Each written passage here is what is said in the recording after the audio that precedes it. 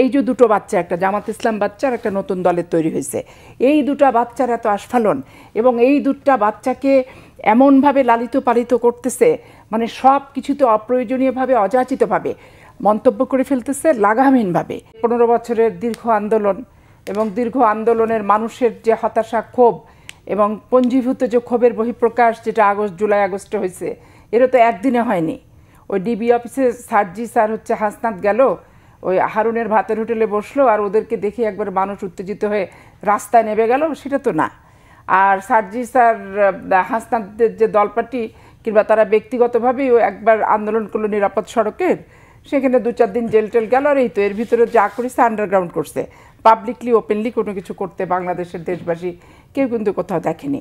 তো এখন ধরেন যে তারা 15 বছরের এই আন্দোলন এবং 15 বছরের 3টা যে নির্বাচনের নামে যে প্রহসনটা করেছে, সব কিছুর এখন মালিকানা তারা, যে তারাই একমাত্র স্বৈরাচার পতন ঘটানোর জন্য একমাত্র তারাই ব্যক্তি।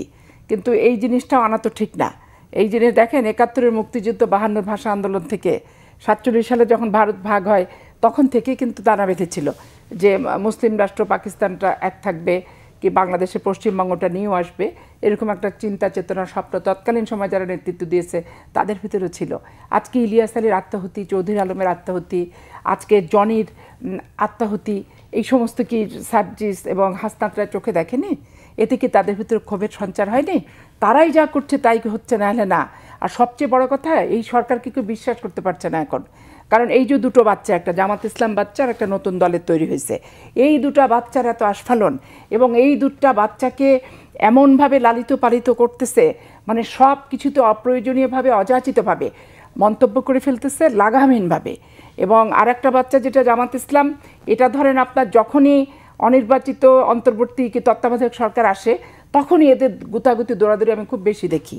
আমি 86-তেও দেখছি, 80-র দশকে যখন আমি ছাত্রনেত্রী ছিলাম আন্দোলন করতে, যে এদের লাফালাফি, এদের নির্বাচনে যাওয়া, আবার ফুটুন করে 88-তে না যাওয়া, আবার 90 সালে বিএনপি আসাতে 2টা মহিলা এমপি দিয়ে সমর্থন দিয়ে দিল, আবার 94 সালে এই মুহূর্তে দরকার তত্ত্বাবধায়ক সরকার লাইনে চলে আসলো, আবার 96 সালে নির্যাতিত হয়ে 2001 সালে 2টো মন্ত্রিত্ব নিল, যেই 111 আসলো সাথে সাথে বললো না বিএনপির সাথে আমাদের কোনো বনিমারা নাই, 300 সিটে 300 প্রার্থী। এই যে সুবিধাবাদী আচরণ বাংলাদেশ সৃষ্টির পর থেকে, আর বাংলাদেশ সৃষ্টির আগে থেকে 71-এর মুক্তিযুদ্ধ সবাই জানে, তারপর ফাতেমা জিন্নাহকে সমর্থন সেটাও সবাই জানে। এদের আচরণটাই বাংলাদেশের একটা বিতর্কিত আচরণ, আর তারা প্রভাবিত করছে নতুন সংগঠনটিকে। এই নতুন সংগঠনটির ছেলেদের প্রতি আমার সম্মান, রেসপেক্ট, সহানুভূতি, ভালোবাসা সব কিছু আছে। কারণ আমি হয়তো 15 বছর আন্দোলন করছি, তারা ভিতরে ভিতরে করুক 5 বছর 7 বছর, বহিঃপ্রকাশ 7 দিনেরই হোক, আন্দোলনে তো ছিল, আন্দোলনের সাথে বিশ্বাসঘাতকতা করেনি। এরা যদি কেউ আওয়ামী লীগে করে থাকে তাও আমার ক্ষোভ নাই, যে আওয়ামী লীগ করেও তারা অনেক বঞ্চিত হয়েছে। আওয়ামী লীগকে যেভাবে চালাতে চেয়েছে, যে আওয়ামী লীগের প্রত্যাশা দেখতে চেয়েছে, সেটা প্রত্যাশা পূরণ হয়নি, বিধায় তারা একটা ভালো কিছু চাইছে দিয়ে আন্দোলনে আসছে তারা। কিন্তু তাদের সবচেয়ে বড় সমস্যা এখন বর্তমানে, তারা নিবন্ধন চায়, তারা স্থানীয় সরকার নির্বাচনে বিজয়ী হতে চায়, তারা তাদের মন মতো নির্বাচন চায়, তাদের সংস্কার না মানলে তারা নির্বাচনে যাবে না, তারা ক্ষমতা চায়, সব কিছু চায়।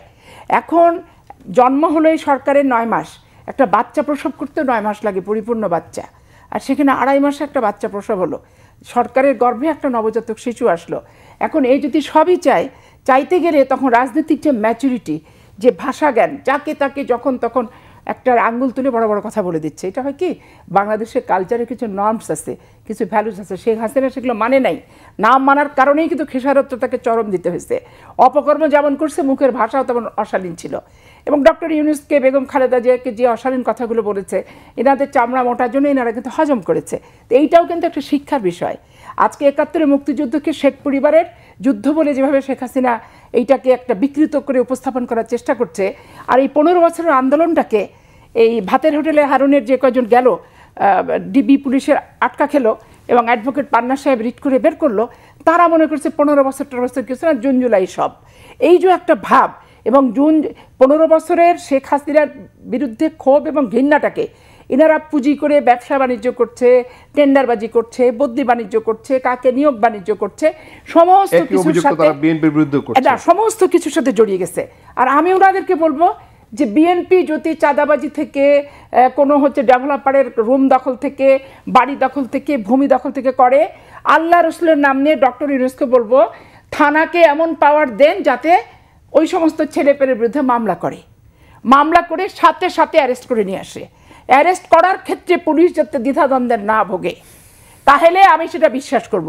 বক্তৃতার খাতিরে স্ট্যান্ডবাজি করে আলোচনায় আসতে চায়, বিএনপির সমকক্ষ সংগঠন হিসেবে বিএনপিকে টাচ করে তারা মানসিক তৃপ্তি আর মানসিক আস্ফালন পাবে, আর ওইটাকে আমি বোকার মতো বিশ্বাস করিব, সেই দিন আর এখন নাই।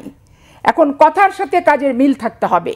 সারা বাংলাদেশে যদি আমি চাঁদাবাজি করে থাকি, আমার নামে সারা বাংলাদেশে মামলা হবে, আমাকে 3 সেকেন্ডের ভিতরে অ্যারেস্ট করা হবে, এবং ওই অ্যারেস্ট হওয়ার পরে আমরা জামিন কোনো চাঁদাবাজির জামিন যাতে কোথাও না পাই সেই বিধি ব্যবস্থা করতে হবে। আপনারা তো প্রায় 3000 লোককে দল থেকে বহিষ্কার করেছেন, কাউকে কি দলীয় উদ্যোগে কাউকে পুলিশের হাতে তুলে দিয়েছেন আপনারা? এমন কোনো নিদর্শন কি আছে? 3000 লোককে যে হচ্ছে সমালোচনা পত্রিকার শিরোনাম দেখে বহিষ্কার করা হয়েছে।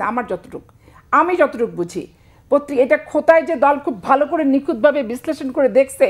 আর আসলে দেখেন, ফরিয়াদি যে যার কাছ থেকে আমি চাঁদা নিছি, সে কি ফরিয়াদি হয়েছে? সে কি কোনো মামলার আশ্রয় নিছে? অনেক ক্ষেত্রেই দেখা গেছে ঘটনা বলে কিছুই নাই, কিন্তু পত্রিকার শিরোনাম বিএনপির ছাত্রদল অমুক জায়গা অমুকের কাছে চাঁদা চাহিয়াছে। এই নিউজের বশবর্তী হয়ে যখন টকশোর আলোচনায় আসছে, তখন দল চিঠি লিখে বহিষ্কার করেছে। দল যে সেটা ইনভেস্টিগেশন করে দেখেন, চাঁদাবাজি প্রমাণ আপনার মামলাতে করতে হবে। তার তো আপনি সমাজ থেকে তাকে চ্যুত করতে পারেন না, রাষ্ট্র থেকে তাকে বাহির করে দিতে পারেন না, এবং তাকে পরিবার থেকে কি আপনি বাহির করে দিতে পারবেন? সে তার নির্দোষিতা প্রমাণ করুক, আসলে সত্য না মিথ্যা ঘটনা।